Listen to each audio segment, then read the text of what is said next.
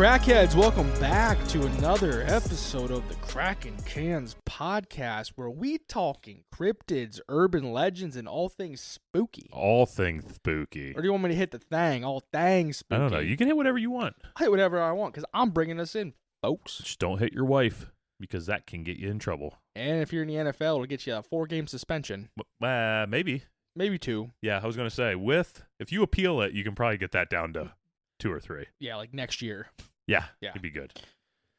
So we're back in the studio. It's been a while. It feels like it's been a while. I think it's only been it's 2 weeks. Yeah. Well, 2 we weeks. did I recorded from my house when we did the interview last week. Yeah. So it's been 2 weeks. Yeah, you throw 1 week of not recording, though, and it just seems like eternity then. Yeah. Feels like we haven't been here forever. Forever. Yeah. I had a little trip to D.C. for work in the meantime. Did. Yeah. And I got sick the whole time you were gone. Yeah, that's what happens when I leave for too long. People get sick. Yep. But I got to vent about one thing from D.C. So I don't know, you people that live in D.C., I mean, you could send us messages and tell me what's up or what's right, whatever.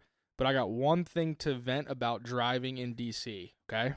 So you're driving on a 2-lane road in D.C. or out of D.C., whatever, both ways. We like to go both ways. Yeah, here. we go both ways. So 2 lanes, right? 2 lanes. The right lane, you can both park in or drive in. You can park in the right lane? Yes. Okay. So there's 2 lanes, both of them. So we're not talking like a major highway, though. We're talking the major roads right through D.C. Yeah, but not like a 55 or 60 mile an hour highway? No, it's like a 35 or a 45. Okay. My brain was picturing like 65 mile an hour and just somebody parked there. So I was raging on our way there in D.C. and on the way out of D.C. because you'd be cruising in the right lane because you can drive in the right lane. It's the right lane. And then all of a sudden, you hit a car that's just parked in the middle of that lane against the curb. So you have to stop, and then you have to get over in the left lane. What is it? Just only like they only have like so many minutes to park there or something? I don't think so. Or is it just like the Wild West? It's just you just make your own freaking do whatever rules. you want. This is where I'm parking my horse today. Yeah. Okay. So like I got really heated about that. Yeah. So did pretty good driving though. Only almost hit 1 bus. Oh, that's pretty good. School bus? No. Oh yeah, so you're really good. Yeah, if it was a school bus. Yeah, school bus would be a little like worse. But it was just like a city bus. Oh yeah. Yeah. City slicker. But I'll be honest, it wasn't even my fault because well, I was in. If you have to really state, listen, it was not my fault. It wasn't. There's probably a chance it was a little bit your fault. No. Okay. Okay, I'll take half. Yeah. So I was in the right lane. This was not a parking area, right? So I'm in the right lane. Somebody in the left lane was hanging halfway into my lane, so I had to loop around them, and there was like a bus coming from behind me too, and he was beeping at me and stuff because, I was... So it was your fault? I mean, it was the person in front of me's fault. Well, yeah, but it wasn't the bus's fault, though. Or I think I might have been in the left lane. They were trying to turn, but they were hanging out way too far, so I went in the other lane where the bus was. Yeah. So you pulled out in front of a bus. Yeah. Okay. I should have just kept it in, I guess. Yeah, why not? Yeah. It was a company vehicle. You're right. Should have just kept it in. Shit. They make pills for that. Yeah, you could have just... What I would have done is gotten a really bad accident and then just flopped like a fish. You're right. And just got all the money I could from these DC folk. You know what I mean? Yeah. They got money. Collect you a payday. But yeah, I that was the second time I've driven in DC and just not a fan. And tell me, I want to hear more about the Mad Hatters that you had.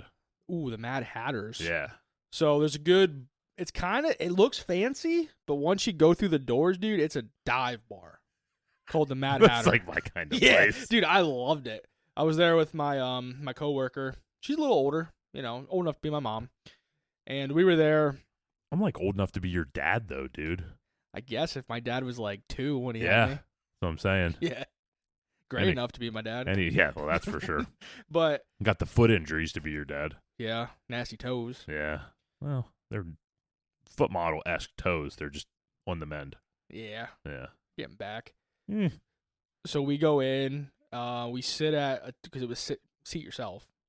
So we go and sit. So this is not a fancy No, place. It looks fancy, but it's not. There's this cool place called McDonald's. We go in, we find a table, and we sit down. But right next to us was like a party of 12 like younger folks, like probably in their 20s, who were just loud as shit. Like I couldn't even read the menu; they were that loud. You couldn't read. And listen, I know for a fact when Corey reads, his lips move. So Yeah, this my would lips this would weren't really moving, this would yeah. make it a lot harder for him. So like we're sitting there, and I'm like, we just go sit at the bar. I'm Yeah. like, this is too loud. She's like, yeah, that's fine. So we go and sit at the bar. Like a little date, kind of. No. No. Okay. So we go and sit at the bar, and the bartender comes over, and I'm like, what do you guys got? What do you guys got on tap? She's like, well, we got the $1 Mad Hatters today. And I'm like, all right, yeah. Yep. Sign me up. Give me a $1 Mad Hatter. So she brings out my $1 Mad Hatter, and I take a sip, and I'm like, damn, this is good.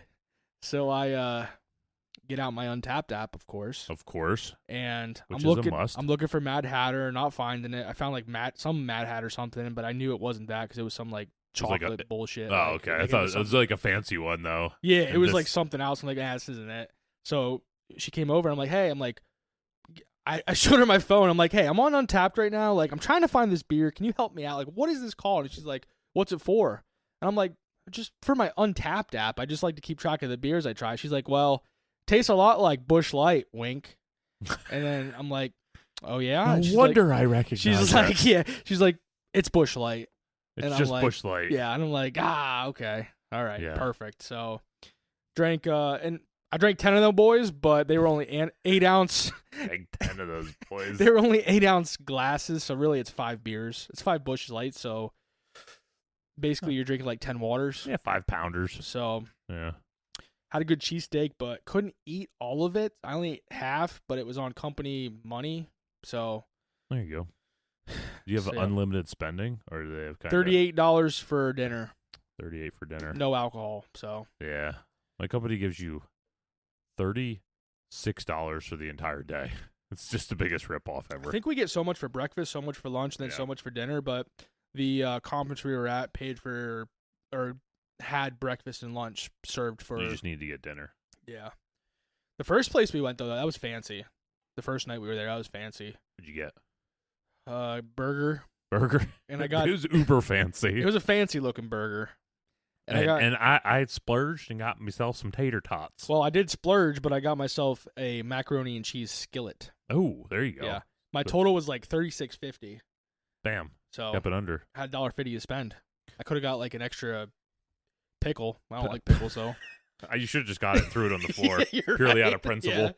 Yeah. Another side of some dipping sauce you didn't like. But speaking of that, when we went to Dutch Wonderland recently, well, like a month or two ago, whatever, we went to Wendy's afterwards, got myself my Asiago chicken sandwich, large, spicy, number 10 combo, no tomatoes. But I got tomatoes, so I rolled down the window and slammed that baby right on the ground. Wow. And I still get yelled at for that every day. That's the example you're showing to your kids Because right there. she's like, you drank too much. I'm like, listen, I would have threw that out the window if I was stone cold sober that day. Yeah. I would have threw that out the window even if I didn't make you drive home, woman. That's yeah. Yeah, you're right. But yeah, what's new with you? Just getting over sickness. My whole head's been stuffed up for an entire week. Besides that, I was at the emergency room with my wife today for a pretty significant pinky injury. Yeah, that was almost. I say almost worse than your cut on the sign. Almost, yeah. It wasn't quite that bad. It wasn't. Yeah. It was almost as bad as my toe. It was funny. We were loading up in the car, and my wife was just like, "Ooh, this reminds me a lot of your toe injury." And I was like, "Honey, if it was that bad, your pinky be laying on the kitchen floor because that was horrible. Yeah. That was horrendous." But yeah, so she went there, and I thought this was interesting. They gave her the option if she wanted it glued or stitches, which I kind of I don't know. You're the professional. You tell me what we Yeah, should do yeah. here. Let me just Google that real quick or Yeah, ask Siri. yeah. Siri. So she picked like glue, of course, which I don't blame her. I feel like I would rather have something glued than stitched up and everything on my Yeah. finger. So they glued it, but it was all good. It only took us like hour and 15 minutes from the time we left the house till we were home. That's a record. Yeah, for sure. Yeah, dude. that's That was a record. fast. Yeah, that's quick. And we left the emergency room and it was starting to get like there wasn't a seat left when we left. When we got there, it wasn't too bad, but when we left, it was packed. Dude, when I used to work with the juveniles and a kid would do something like out on rec or something or smash their face or whatever, and I'd take them to the ER, dude. Or you'd smash their face. Yeah. And we were at the ER, like, we were there for days. Dude, it usually is days. Yeah. I mean, I've been hitting like a spurt where I am at the ER way more than I want to be at the ER. Yeah. You've been at the ER a lot. I have. Yeah. But that's a whole nother Discussion. So anyways, you got anything else? Anything No, else? I just wanted to bitch about DC. That's cool. I appreciate that. Yeah. The driving thing. That just You got to understand the two of us, we are small town folk. for sure. I do not like entering cities, busy places with a lot of traffic. I don't like it. And I don't know about you, but like Kendra and I used to go to New York City a lot during like Christmas time when we were in college. We'd take like bus trips and stuff. Oh yeah, you got to do the bus And trips. When I'm there, I just feel like so claustrophobic, and I'm like, I just want to get back to nothing. Well, especially around Christmas, you become claustrophobic. What'd I say? There's Santa. Well, you said claustrophobic, but I mean like emphasis on claws. Claws. Yeah, Yeah. you're right. I remember. All right, we're off topic. I just like, what, wait. No. What'd I say? When we were, I kind of got scared for a second when Kendra and I went to New York City during Christmas back in college. We were just walking around, like it was dark. We were getting ready to get back for the bus to come pick us up. And there was like people protesting and stuff about something, and like they were chanting like Schmoliolis. no, they were chanting like the devil, like blonde-haired, blue-eyed people are the devil. And like my wife has like blonde-haired, blue eyes, and they're all like staring at her as we're walking It's by. like, take her, yeah, like, take devil, her. like they're, and I'm like, You're good. Yeah, You're brown and brown. yeah, you're right. I'm like, yeah, go ahead, have her. Yeah, it's pretty scary. I think we went and like hung out in like a muffin place or coffee, coffee place or something. Dude, if that's got to be their base. Yeah, Those people, a good muffin place would be their base. so we sat in there for a while until the bus came, and then we like went across the street to the ran. Yeah. They had like picket signs and everything. It was like blonde hair, blue eyes, the devil. Good Lord. And then when she walked by, they were like, the devil. Like they said something like that. I'm not even kidding. Yeah. It's like, my name's Kendra. Yeah. I dye my hair. I'm really a brunette. Oh, that'd be good. But I think that's enough small talk for today. Let's get into the beer. The beer. The beer.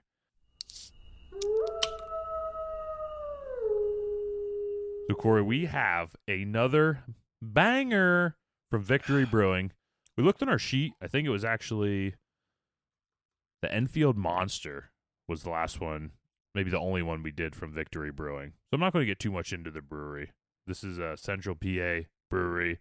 This is an OG brewery. It is. Right up there with Trogs. I think we talked about all this last time we had everything. And I think I mentioned before, like, this was like the brewery that got me into like IPAs and stuff. Yeah, for sure. I mean, Yeah. they were like, I don't know, they seemed like in Central PA, they were the founders in this area. Yeah. Like I talked about it before, like Golden Monkey, which I don't think Golden Monkey's an IPA. I think it's like a No, it's a Belgian. Golden Ale. Is that what it is? I think so. Maybe Yeah. it's a Belgian I don't know. style. I don't know. But yeah. that was like, that got me out of like the domestic basic beers. Got you domesticated.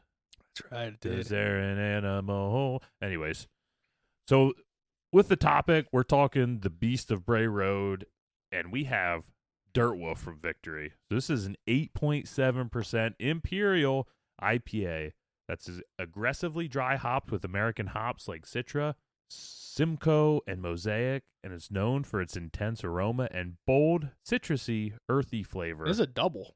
With piney. Does that say double? Yeah, double IPA. Well, Imperial and double, that's like the same. Is it? Yeah, I more or don't know. less. I think it's like potato type I just thing. drink it. Yeah, more or less. Yeah, it's got some piney and floral notes.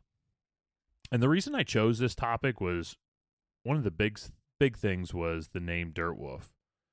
It couldn't be more on the nose for the beast, described as a massive wolf-like creature that stalked the dirt roads around Bray Road. And I think when we first got into this podcast too, I think you mentioned the Beast of Bray Road and Dirt Wolf. Like this was originally my episode like 4 or 5. This has been set in place for like the last year. I had this beer picked out. Yeah. Yeah, like there's been topics I felt like that we could have used this for, Yeah. but it was already set in stone. Yeah, That so that's was why the I Beast of didn't Bray even, Road. like, for the Rougarou and stuff, Yep, I'm like, couldn't well, use it. It's can't already use set. Dirt Wolf. It's already picked. It's spoken for. Yeah. That is how it really felt. Yeah. I also picked it for another reason, mystery and menace. Just like the Beast, this beer isn't subtle. At over 8%, it hits hard and keeps you on edge, much like those who claim to have locked eyes with the Beast of Bray Road. I'm locking eyes with the can right now. I'm locking eyes with him. Dude, the wolf on this can, like it's a wolf hybrid, part wolf, part hop, and it's all the way badass. It's a hop bread. Hop bread. Yeah, I like what you did there. Dude, I'd get that tattooed on me. I know you would. Cheers. Right next to your tiki tattoo. Other side of the arm, but yeah, same arm. Same arm, other side. But yeah, this is just really good. And we were talking a little bit before we started. This beer is an old school IPA. And I feel like when I say old school, it's just hard-hitting, bitter flavors.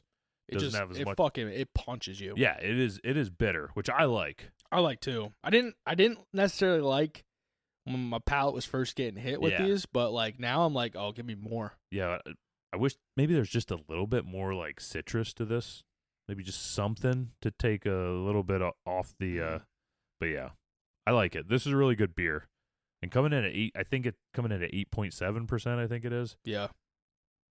It's pretty mellow. Besides, I mean, it is definitely like bitter in your face, but as far as the alcohol, you don't get too much of the alcohol flavor with it. I don't get any. Yeah. I think that bitterness, hoppiness covers up the alcohol. Yeah. So, this is a solid brewski. So with that, Corey, the brewskis are getting drank, so you know what that means. It means let's freaking go. Let's freaking go. All right, Corey, I got a couple sources before we get too far into it. The 3 main sources I used were nomadicnews.com, paranormalpaths.com, and the boogeymanboutique.com. Ooh, that sounds fancy. Yeah, it is. It's a boutique. So you can get dressed up and learn about stuff. Fancy. And I think all 3 of these articles were just titled The Beast of Bray Road. Something more or less like that. But they might not have been, but they were close. I'm pretty close enough. The Beast. Brock Lesnar. So, Corey, do you know where the Beast of Bray Road is from? Ohio? No. Hold on. Keep going. Shit, I did know this. I don't know. Tell me. We're going to Wisconsin. I wouldn't have got that. Yeah, I kind of knew that, but I was going to let you think as long as you needed. I didn't let myself think as long as I wanted to. So first, we got to set the location of the creature. Sometimes I get Wisconsin and Michigan confused, and I know like the Michigan Dogman, is like a thing. Then they got the Beast of Bray Road. I think there's a lot of similarities there. You got the Fudge Packers too. The Fudge Packers, yeah, the most NFL championships. So when there was like 4 teams, doesn't matter. Those other 3 teams didn't get that many. We can compare Super Bowls if you'd rather do that. We were in one. You were in one? Jeez. Almost made it to... We lost as many as they were in. Almost made it to 2. Almost. Yeah. We only got 4. 5 after this year, hopefully. So first, we need to set the location of the creature known as the Beast. I thought of Brock Lesnar a lot when I was drawing this up. I bet. It was located in the small town of Elkhorn in the state of Wisconsin, right in the heart of dairy country. So basically, just imagine nothing but cornfields, dairy farms, and just little spots of woods every now and then. Kind of like where we live. Pretty much, yeah. Not far off from where we're at. Our town has like 4 red lights. 4? Probably. Give or take, couple. A couple. So a population of around 10,000 as of 2020. So it makes this an average or above average as far as population goes, American town. It's pretty big. Yeah. Not the type of town that you would expect one of America's biggest mysteries, the Beast. So the Beast can be found on a small road in the small town, a road by the name of Bray Road. It's a 17-mile stretch of roadway cutting through the fields and woods of Walworth County. And really, it would just be a typical normal road. And honestly, when you find out the locations of the first sighting, I think in a way it explains the craziness of the story. a place that is known as the landing spot of one of America's saddest stories Come on. from a prominent family. Okay. That's where we're going to start, at St. Coletta School for Exceptional Children. Charles Xavier. Well, when we say exceptional children, you may be thinking of X-Men and things like that. But instead of exceptional children, it was originally known as St. Coletta's School for Backroads Children. So this was essentially a special needs school at the time. So it was like just anybody that had like differences from, quote, normal folk. Yeah, more or less. Now, I'm not going to dive too much into the school, but I do want to get into a specific patient that lived there. This patient was from a prominent family in American history. This patient, Rosemary Kennedy, from the Ooh. Kennedy family. More importantly, known as the Kennedy that suffered from a botched lobotomy that was performed on her. Damn. So reading a little into it, it's hard over the years to really understand what's real and what's not. I think especially when you're talking about the Kennedys. So, like, how is this person related to, like, JFK? Did you know? Did you look that up at all? Is it, Sister? Like, oh, it's a sister. Yeah. Oh, okay. Like, it's like right there in the Damn. family. Yeah, Okay. yeah. I don't know if it's cousin or what, but No, it's yeah. sister. Shit. So basically the legend has it that their mother, during birth, the doctor couldn't get to the house in time. So the doctor told her to keep her legs closed as tight as she could so the baby couldn't come out. At which time they believed that she might have suffered from like some oxygen loss at that time. The baby. The baby, Yeah. which was Rosemary. Yeah. Many believe that this was the main cause of her issues growing up. But honestly, it seemed like she was just a bit of a wild child. She partied, she got into trouble, kind of stuff like that. And being from the wealthy family that they were, they chose to have her lobotomized under the recommendation of their doctor. Was this when she was a baby she was lobotomized? Now, so it was when she was around like 19. Oh, okay. Oh, yeah, because you already said she was partying and shit. Yeah. So after that, she kind of, she was like the black sheep of the family before that. After this, she was really the black sheep. So they sent her all the way they lived in Massachusetts. They sent her to Wisconsin, to this place of St. Coletta. So this was years after the original sighting and everything. But I think it kind of puts into perspective this place. I don't think we're dealing with a place as extreme as a place like Penhurst. I was going to ask you, like, is it more of like a mental hospital type feel there, or is it more? I think it was more. It seemed like it was more people with money were able to pay for their family to go there, and because of that, they actually got decent care at this place. But it's also known for hauntings because we'll get into it. There's a couple Indian burial grounds located. Of course. Basically on site. Of course. Because Yeah. why can't we talk about a place without some Indian burial grounds? Yeah. So with the location set, now we can talk about the original witness, a man by the name of Mark Shackleman. Mark wasn't a patient at the facility, but he was rather the night watchman. Dude, I was going to say, dude, this guy sounds like a security guard or something. Yeah, pretty Freaking much. What's his last name? Shaquille O'Neal. Yeah. Shackleman. Shackleman. Like, He likes putting people in shackles. Yeah. What the hell? And he likes to eat a shactus. Yeah. And wear and ones. I love when Corey just hits me with a, yeah. Yeah. So every night around midnight, Mark would grab his flashlight and make a big loop around the facility, looking for any patients that may be outside wandering around, or anyone that was trying to sneak onto the property. So the year was 1936. The 30-some-year-old Mark was walking along when he looked up and saw what looked like a black shadow. And what really caught his attention was the location of this shadow. See, the property seemed pretty average. The buildings, the houses, there was an orchard on site. But at the end of this open field sat, what I told you earlier, an ancient Native American burial. So these sites were mounded up compared to the rest of the flats. That's why, like, you could tell it was just, you know how we have like little sand hills over our septic systems now? Yeah. I don't think they're quite that big, but that's how like all the Native American burial grounds, they're like little mounds. That's crazy because you think You can over see where time they that are. shit would come I don't down. know if they just like left them like that to identify where they were. Yeah. I really don't know. Interesting. But that's exactly where the outline of the black creature was perched, right on top of this mound. So we're talking about something that was conjured up by these Native American folks who was watching over them graves. Could be. Yeah. And as Mark stared at it, the creature started to become more clear. It was what looked like a dog or a wolf, down on all fours, scratching and digging at the grave.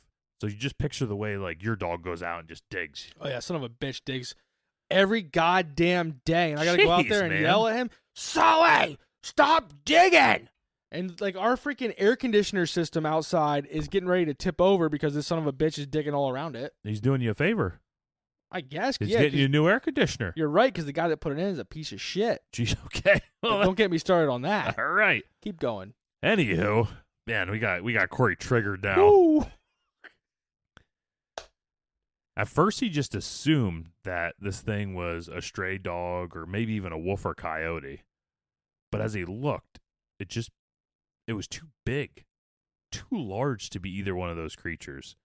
And he just stood there frozen, staring at this thing. That is until all of a sudden the creature lifted its head and looked right over at him. And when it saw him, it did something that made him know he was dealing with something far more different than a dog or a wolf. The beast stood up on his back legs and turned to him. It took a big old piss all over the graves. I think he did that earlier. Oh, okay. They didn't mention that, but you got to mark territory. That's what I'm saying. Dang. This thing stood over 6 foot tall with a hairy body of a wolf and the face and snout of a dog. This thing was absolutely ripped. Like he said, it was just muscular. Like this bro just been digging for days. As they sat there, they just stared at each other. And the beast just let out this low growl. The growl of an angry canine. The claim was that the growl almost sounded like a mix of growl and a word, as if it was trying to communicate with him. And he said the growl kind of sounded like, Ghidorah. And at this point is also when Mark smelled something. It was out of the ordinary, and it was the smell that you always smell, accompanied by a demon. The smell of decay. Rotten flesh. Rotten. That's right. Human flesh. Human flesh. Which obviously makes me think demonic. We kind of talked about this in the Demon House episode. They smelled that at times. There's been other topics where they smell rotten meat. What's that for? I'm just thinking like... Okay. All right, so we get that smell of decaying meat, okay? Maybe it was a werewolf, and maybe this son of a bitch just hasn't brushed his teeth in a while. That's true. And there's also something, though, that when the way it said, like, Ghidorah, there's a thought, a biblical thought, that when Jesus cast the demon out of one of the demon-possessed men, that's what the demon said as it was cast out of his body. Yeah, that Ghidorah. If that's really what it said or not, you know. I get behind that. I mean, I thought that was kind of cool. That is, yeah. So, and it would make sense with the company of the rotten flesh and all that.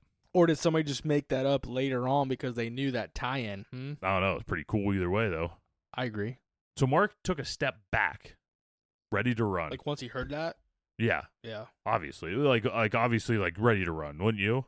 You know? I'd be running all over my pants. I think I'd be ready to go when this thing stood up and it's just like, it looks like Brock Lesnar, like traps up to his ears, just like. Yeah, like, let's go. But surprisingly, the creature beat him to it, and it turned and ran as fast as it could into the nearby woods. A bitch. And Mark knew enough not to follow it. Yeah. He ran his butt back to his car follow on St. Coletta. So Mark went home that night and he told his wife about everything he saw. And she posed an interesting question to him. She asked if he had investigated the spot where the creature had supposedly dug. And you know what I'd say if my wife said that to me? No, bitch. Why don't you go do that? Bro was scaring me, man. No, I'm not going out there and checking that out. You go back in the daytime. Yeah. Of course he did. He ran for the hills. But he decided she was right and that tonight when he would go to work, he would go back to that spot and he would investigate Why it. would you do it in the daytime? This son of a bitch works tonight. Yeah, he's tired. He wants to go to bed. But I'm saying, like, yeah, no, I get it. why go out at night? That's when all the spooky shit happens. So guess what he found the next night? He found a nail. A nail. Like a fingernail. A fingernail. I like that. I thought you just meant like like you just pounded a nail. No, I mean a fingernail from this son of a bitch digging. No. He found the same shadow and creature digging in the same spot that he saw it the day before. Literally the exact same scenario. He came walking up on the grave mound. He saw the shadow of them digging. And again, when he shined his light on it, it stood up and it looked right at him. But this time, it didn't growl. It opened its mouth and it just showed large fangs. And it said, "Come here, bitch." Yeah. Just an enormous canine teeth. So Mark just turned and ran. He's like, I got lucky the previous night that this thing decided it would peace out before me. I'm just going to go ahead and peace out before this thing does this night. So I know you're going to continue more here, but like what? Like my first thought is that like this dude's falling asleep at work and having like a reoccurring like dream or something. I don't know. Maybe. That's just, I don't know. Yeah. Could be. Could be. Could not be. Yeah. But that's just like being back in 36, there's not really any way to disprove it at this time, you know? Yeah, so, I know. But be a clever dream either way. Hell yeah. So I basically think that Mark just, when he saw these teeth, he was gone. So the following day, he did go to where he saw the beast digging. Daytime. But in the daylight. Okay, thank you, Mark. I know you're probably not alive now because that was a long time ago. 36, yeah. And so he would be 120 right now. I mean, oldest guy was like, what, 129? Yeah, so he could be. Yeah. He was in his mid-30s and 36, so. Yeah. So when he went back to the area, guess what he saw? Son of a bitch. No. He saw this thing digging in the daytime. No. Okay. But he did find dig marks at the exact location where the beast was digging. So there was actually evidence that he wasn't dreaming. Yeah. That the creature had actually been there and was digging in this exact spot. And at this point, the town and the whole area was starting to hear the stories of the creature. Because, I mean, I'd do the same thing. If I saw something like this, you better believe everybody and their brother is going to hear my ass telling them about this creature. Hell yeah. You're freaking right, I am. Hell yeah. But the interesting thing about this is, really going forward, there weren't that many sightings of the creature. That is until the late 80s and a stretch in the 1990s. So we're talking like along Bray Road. 50, 60 years later. Yeah. So this son of a bitch is like a senior citizen now. Senior citizen, unless He had some offspring. or a new one was conjured up. Some offspring. Offspring? Yeah, it could be an offspring. You're right. Yep. You're correct. But with that, Corey, let's take a beer break for this episode. Let's go do it. We're back from that beer break. We got the ice bucket filled up. Yep. For this guy. For this guy. Yeah, not for this guy. Because that guy's got to drive a little bit. Right. I just got to walk up the stairs and not get yelled at by the wife. Well, you better cool it then, buddy. Let me tell you. Now we're good. So now we're back from the beer break. We can kind of get into some of the later sightings. So remember, all the original sightings took place in 1936. And we're going to fast forward way, way, way far to 1989. So over the years between then, there were the occasional sightings of the creature. There were a couple of them. I didn't really get too much into them. I know there was kind of a bigger sighting in the 60s, but the story was, there wasn't much to the story. Basically, a guy saw the beast and saw the beast run into a cornfield. That was in like around the 60s. But it seemed to really pick up at this time period right at 89 and through the 90s. A woman by the name of Lori Drizzy was heading home from a long night at work. She was a shift manager at a local bar, so you can imagine it was late when she was headed home. Or early, depending on how you want to look at it. And as she drove down Bray Road, she did most nights, a figure caught her attention along the road. She slowed down and looked over, and that's when she saw it. It looked almost like a bear at first, but when she saw its giant clawed hands holding on to what looked like roadkill, she knew that this thing was no bear. And that's when she locked eyes with the creature.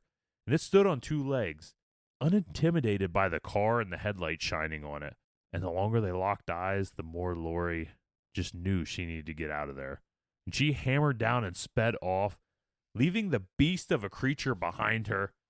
And after this, the legend of the beast started up yet again. Oh, shit. And this story gives me vibes from a past topic we talked about. And this next short story really made me think of this like Lizard past Man? topic. That's Lizard Man. That's it. Oh, shit. I got bonus points, baby. You did get bonus points. I'm impressed. So in 92, a high school student named Tom Brichta had a similar experience, but he claimed that he actually hit the beast with his car. Oh. He obviously didn't stick around to figure out what this thing was, whether it was friend or foe, but he still claims that he had seen it with his own eyes as it flew across his hood. Well, if this son of a bitch was ripped as much as we think it is, like I hit one deer with my last truck, and I mean it really messed up my truck, but that thing, ran away. I had more deer hit me than I've hit deer. I think every occasion the deer hits you though. Yeah, but I mean, like I've had them two run into the side of me when I'm like the back half of my car, not even the front part, Then both times they were both buck. The first one hit like right at my door, and all it left was just like two little like bink bink in my door. That's it. And the second one ran off then. Yeah. Well, it was funny because I was on my way home from work. This was when I worked over at a warehouse, and I worked night shift, so I was coming back at I think it was like 2 or 3 a.m. at this time. But when it hit, my truck kind of like fishtailed a little bit because it's just that impact when you're going 55, So I got it back together and slowed down and pulled off because I wanted to see what damage I had. What the fuck hit you? Yeah.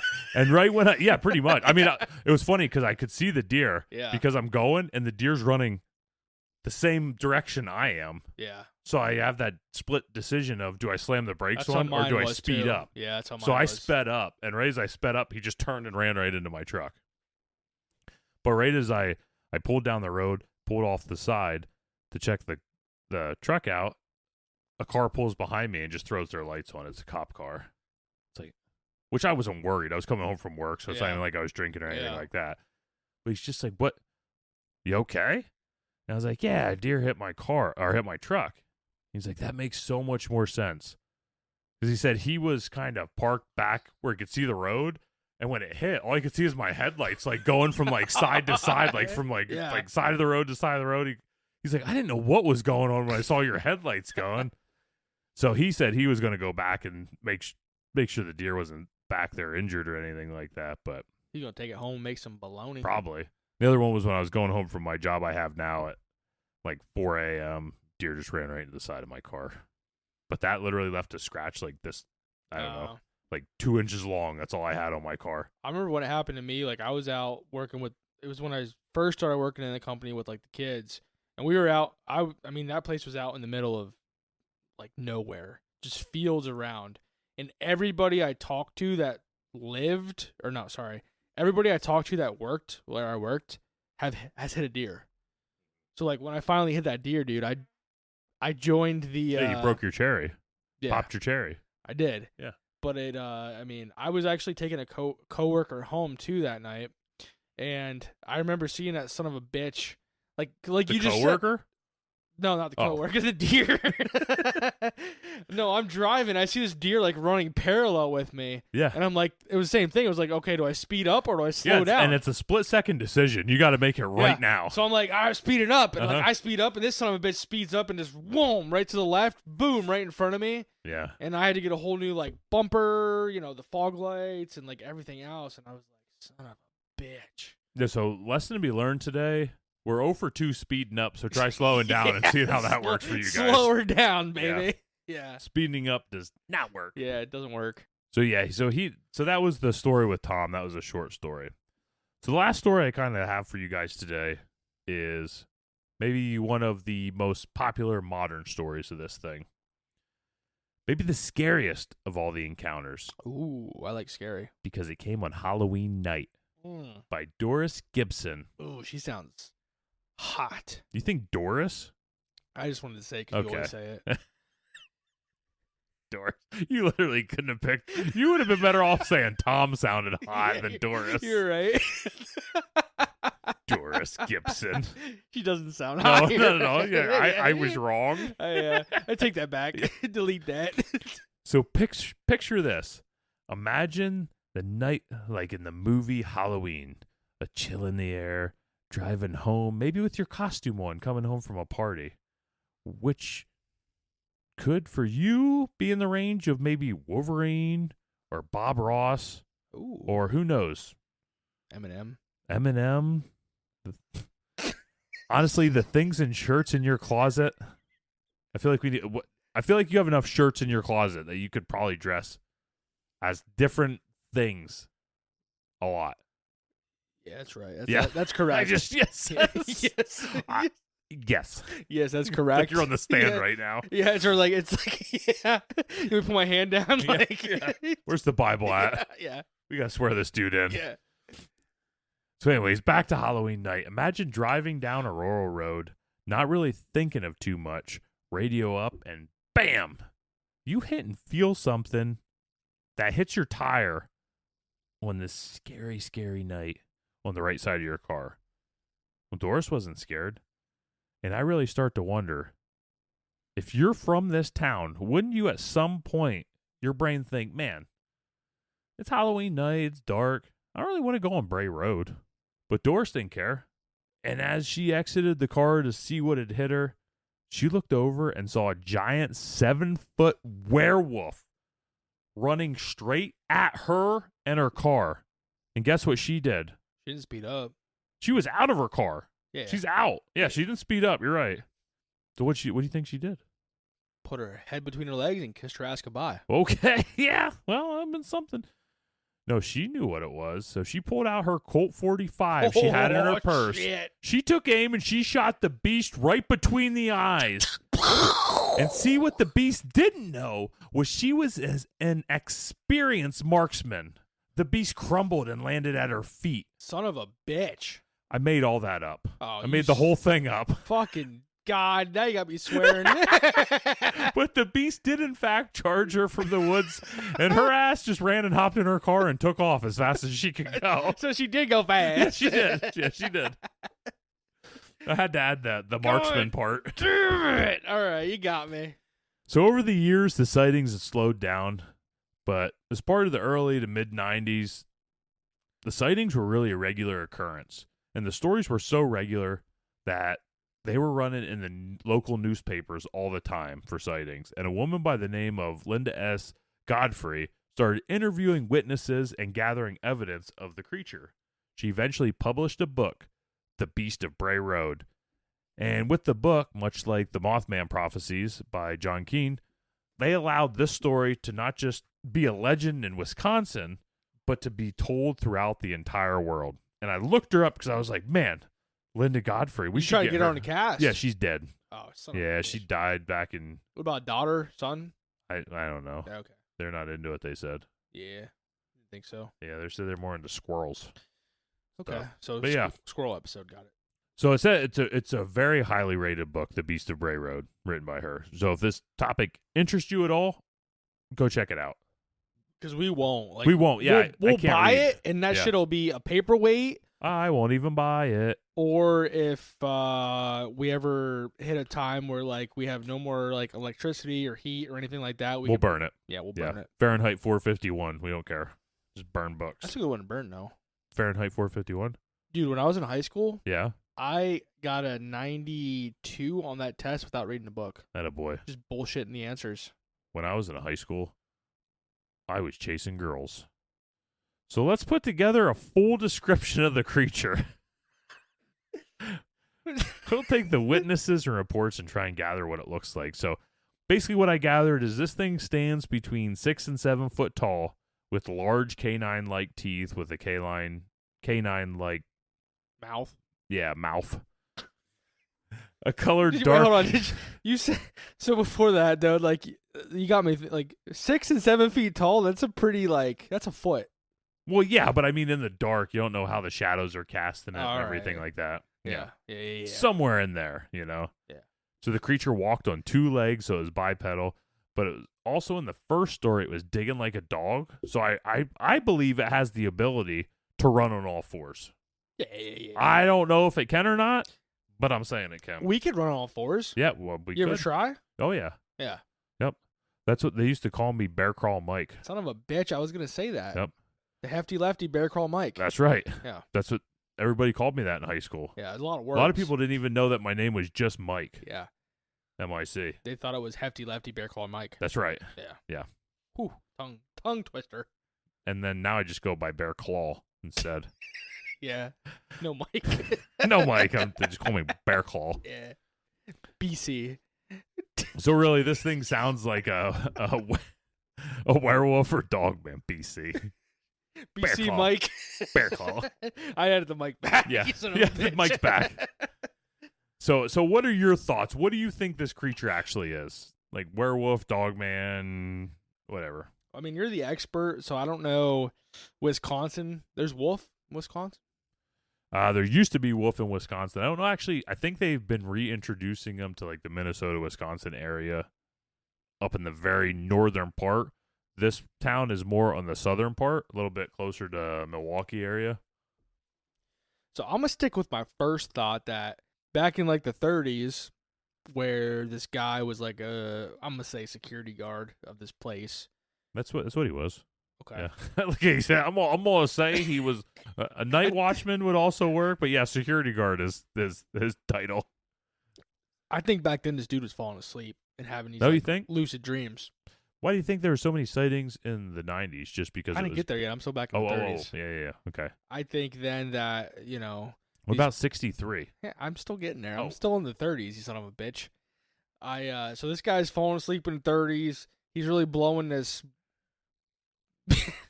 this Beast of Bray Road like story. The story. The story, yeah. Putting it out there. And Nobody thought he was blowing the Beast of Bray Road. He didn't have to specify so much. Just for the people. I gotta make sure the people. No, the people didn't have question about that. And then I think sometime in like the 60s, somebody was like reading these stories from the 30s, and they just started seeing things, man. And then I think like later, Man. I think Because it's the 60s, so you got to throw a man in. Man. man. And then I think later on in like the whatever you said, 80s, 90s, I think people start maybe. I mean, Seeing stuff again, man. I was gonna say like tripping balls. But I Tripping guess that would have been the balls. 60s though. Yeah. But I don't fucking know. Just. All right, I'm going to get back into the theories here. Yeah, theories. Yeah, theories. So the first theory is a werewolf shapeshifter. So in Native American culture, a shapeshifter can go from a man to beast. In the flip of a switch. There's thought, yeah. Kind of like how Dracula can become a bat. As we talked about with European culture, like when we talked about the Rougarou and stuff like that, there's also the belief that it could be a werewolf or some kind of cursed soul. The issue with this one is that there's no evidence of a person in the community either being cursed or showing any signs of anything going on, like being able to be a shapeshifter, anything like that. Another theory is misidentification, which would be the quote-unquote logical explanation, but I'm not into logics here, man. We don't do logic. We don't do logic. We do freaking beer, and we just freaking punch logic right in the freaking mouth. Grab it right by the jugular. That's right. So this creature is either a bear, a wolf, or a coyote. A bear. It could be. But no, What'd you say like that? Guys, because that was the first I heard. That was the first I heard bear all night. So like my like senses were like bear. Holy shit! It Yeah. could be a bear. That was the first I heard bear. So I was like, oh, bear. Dude just lost it at the thought of it being a bear. Fucking Freaking bear. Are these people out of their mind? Yeah, Bear. bear. Kind of bear. Black bear. Yeah, that's what I thought. Black bear. Yeah. Black bear. I'm skipping that one. You guys got it. Misidentification of a bear. This is one of my favorites, okay? Moose. Not a moose. I just thought of something crazy. Okay. Bigfoot. Whoa. Could this thing be a misidentification, but of a totally different realm? What if this thing was a Bigfoot that was not being identified correctly? I don't know how hard it would be. And I actually, Beans did a Dogman episode. You know, we interviewed Beans from the Alasquatch. So on his Alasquatch podcast, he did a Dogman episode. And he showed the similarities to the Dogman and a Bigfoot. And he actually talked about how easily it would be to misidentify a Dogman as a Bigfoot. I thought that was interesting. It's a good episode. And Beans is our boy, so He's our boy. He's always out in Alaska looking dude, for... that dude just like He lives... just imagine like you just take a chair, you throw it on your back, you grab your gun, and you just start walking. And where you land is where you're going to set up camp. And occasionally you'll get the camera out and you'll tell everybody a story. Yeah, I don't know. That dude's great. Yeah. Love that dude. Yeah. I'll have him back on the cat. He's got to come back on. He is living the life. He is. Yeah. And we're working at 9 to 5, baby. Yeah. Working 9 to 5. So we have the paranormal element to it. So imagine, could this be somehow be otherworldly? Could it be interdimensional? I don't know. I'm not feeling that, though. I'm not feeling that either. That's No. just like, that's more like we're really getting on. That doesn't get me up. Yeah. Okay. Well, Chill. not that way, but I guess that way. How, what other way? Like, waking me up. Oh. Yeah. Here I thought he meant hard. Yeah, I'm not feeling. I guess was this thing conjured? One of the things was this thing conjured up to protect the people of Elkhorn. You think it was like an elemental? I don't know. Do you? Is that one of your next theories? No, that's the last theory I got. That's all paranormal. I kind of just elemental paranormal goes together. I guess. Yeah. Yeah. What do you think? I just threw it out there. Okay. See if it was coming. I knew this word. Elemental. I remember talking about it in the Leap Castle episode. Yeah, that's right. You know what I remember? A, What do B, you C, remember? D, E, F, G, H, I, J, K, elemental, P. P. That's right. Yeah. Yeah. Boom. So that's what I have for the main part of this episode. So what do you think it is, though? What do I think it is? Yeah, you just went over your theories, but you didn't tell me what you think it is. I think it's a werewolf or a Bigfoot. I'm not sure which.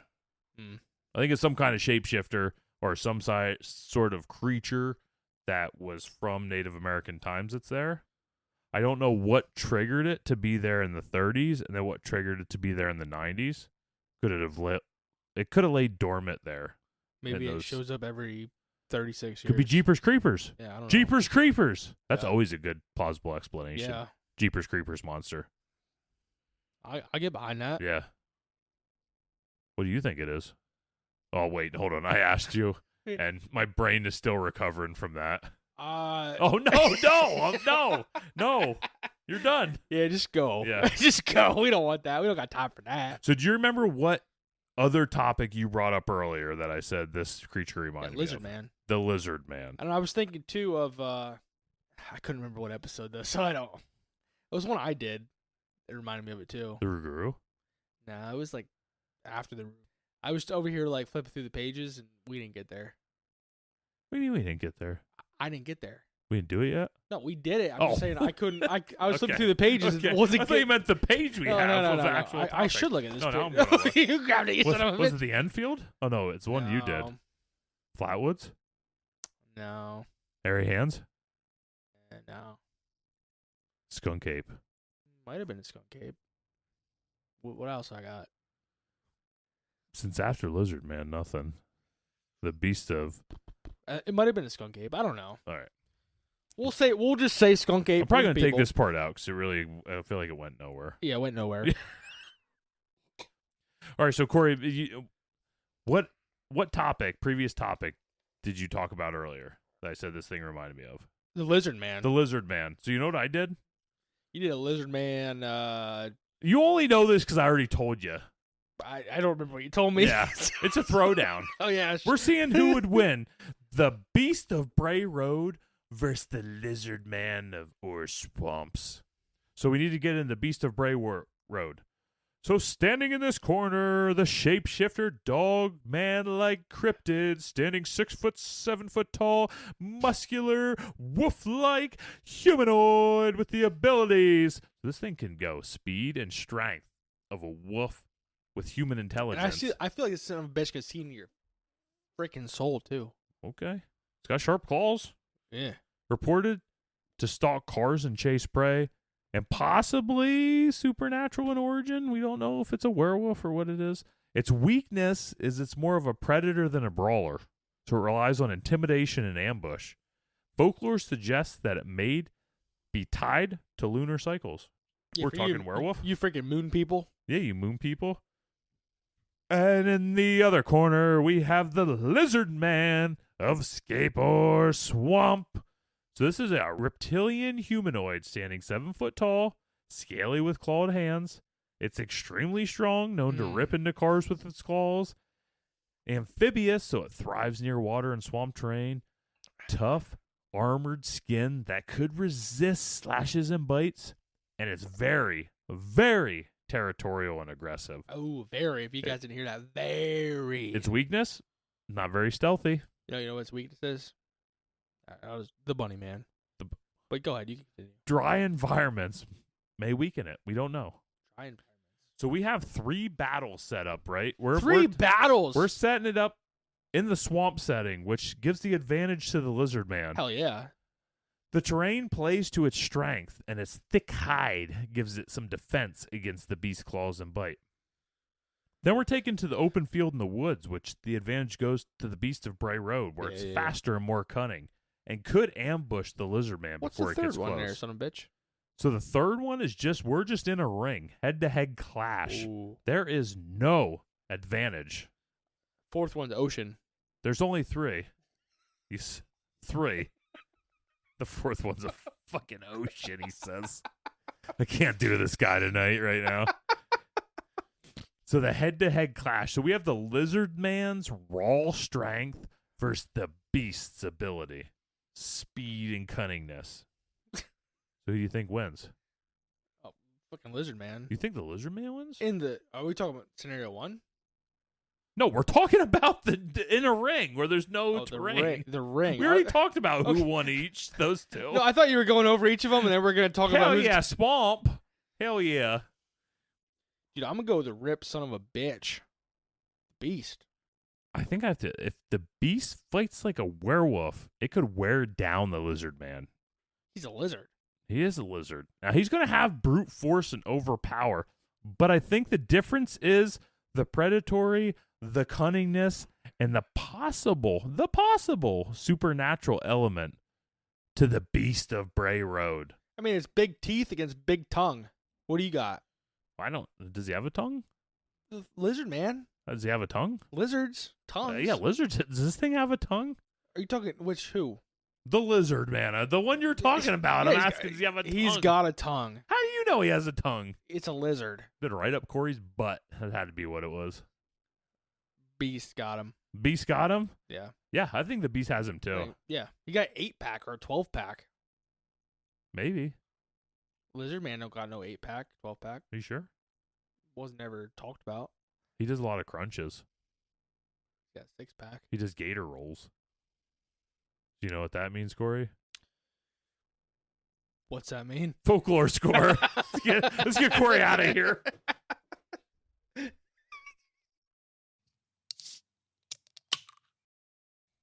We're back with the folklore score. We took our time here, adding up our scores. I got my score. Mike got his score. Yeah, we sure do. We're going to smush them son of a bitches together. I know we haven't done a folklore score in a while. It's been a hot minute, hasn't it? You want to tell the folks what the folklore score is? So basically the folklore score is we have 5 categories that we score every topic on. It's going to be spookiness, historical cultural significance, believability, uniqueness, and threat level. All these are going to be a score 1 to 10. So the best possible score for each of us would be 50. After we score all those, we add them together. We take both of our scores, smash them together. Smush. Out of 100. Smush them together, I'm sorry. And that's going to be our folklore score. Right now, Krampus is at 74. And Hatman is at 61 on the chopping block. Ooh. So, Corey, you ready to unveil our folklore score? Yeah, what do you got? I got a 27. I have a 16. A 16? A 16? Man. Gosh almighty. Corey don't give a frick about the Beast of Bray Road. I wanted to give him a high, but I couldn't. I got to hear these scores. All right. Spookiness. Give him a 3. It's mildly creepy. Just a werewolf digging up ancient Indian graves in the woods and eating roadkill. It was one guy that was sleeping. What about all the people eating roadkill? There's out of the millions of people in the world, you're the only person that thinks he was sleeping. Just throwing that out there also. Yeah, I'm right. Historical, cultural significance. I gave it a 6. I gave it a 3. You gave it a 3. I gave it a 3. So there's minor historical significance here because of the Kennedys. Man. Believability, I gave it a 6 based off the werewolf. I theory gave and it all a that. 4. For uniqueness, I gave it a 4. I gave it a 4. And for threat level, I gave it a 5. I gave it a 2 because nobody got like hurt, Yeah, the lady only got charged. charged. Yeah, I she could- ran away. That's a threat. I could go charge a lady. You probably have, you freaking creeper. Dude, 16 blows my mind. Blows my mind off of the other scores you've given other topics. I can't even wrap my head It's around been a a while 16. since we've done a I folklore cannot score. even wrap my head around a 16 right That's now. still in the 40s. Gosh almighty. That's like what, a 43? It's crazy. It doesn't matter. I don't even know what you had. 16. It doesn't matter. We gave it a 16. We're in the teens. I'm tough. You're not. Today I am. Well, today, yeah. All right, so with that, I am Crack Daddy Mike. I'm out of here. If you liked what you heard here, make sure to give us a 5-star review on whatever you're listening to us on. I'm the BK Corey, and I gave a 16 today, and fucking is what it is, bitch. Yep, he's stupid. Mike's dumb. He is earning his stupid tag Mike today is with a dumb. 16. He's a dumb 27er. And Corey gave some dumb topic like 100, but he gave this one a 16. Blows my mind. Mike's dumb. Corey's stupid.